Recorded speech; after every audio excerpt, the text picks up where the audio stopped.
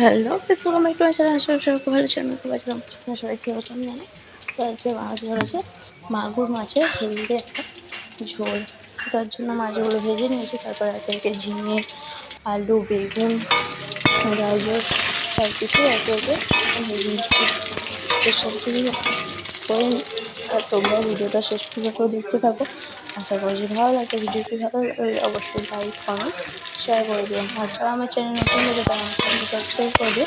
পাশে থাকা বেল আইকনে ক্লিক করে দিও। তো একে একে আনাজগুলো ভেজে নিচ্ছি। দেখো মাছটা তো আগে ভেজে নিয়েছি। তারপরে মশলা কষিয়ে সব কিছু কষিয়ে নেবো। তো সব কিছু আনাজ ভাজতে থাকি। চলো তোমরা দেখতে হবে।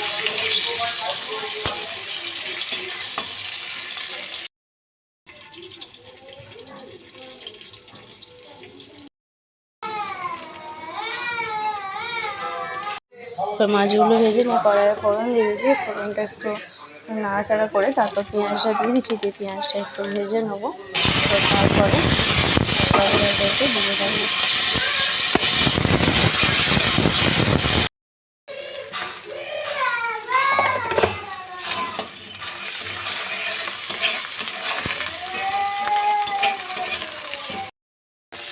তারপর ওর মধ্যে রসুনের পেস্টটা দিয়ে দিচ্ছি। দিয়ে একটু নাড়াচাড়া করে নেবো। তারপর ওর মধ্যে আদা পেস্ট, গরম মশলা সব কিছু অ্যাড করবো।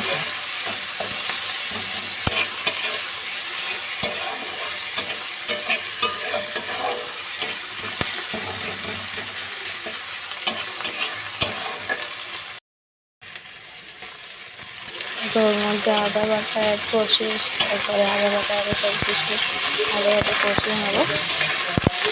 যতক্ষণ না এর মধ্যে কাঁচা গন্ধটা হচ্ছে ততক্ষণ কষাতে থাকবো।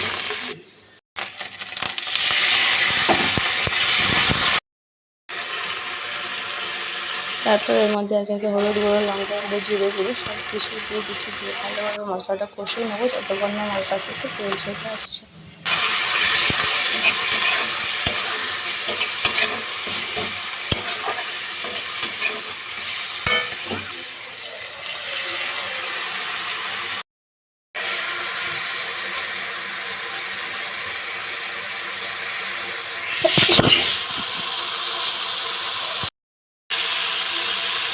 মশলাটি খুব সুন্দরভাবে তেল ছেড়ে আসছে।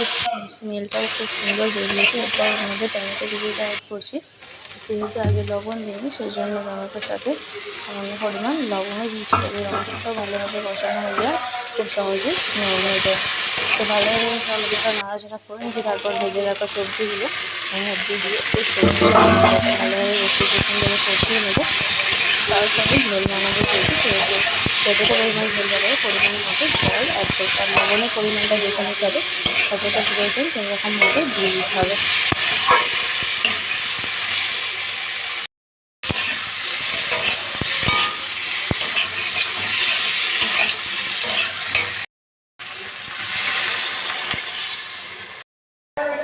তারপর ঝোল ফুটে এলে ওর মধ্যে মাছগুলো দিয়ে আরও বেশ কিছুক্ষণ ফুটিয়ে নিই।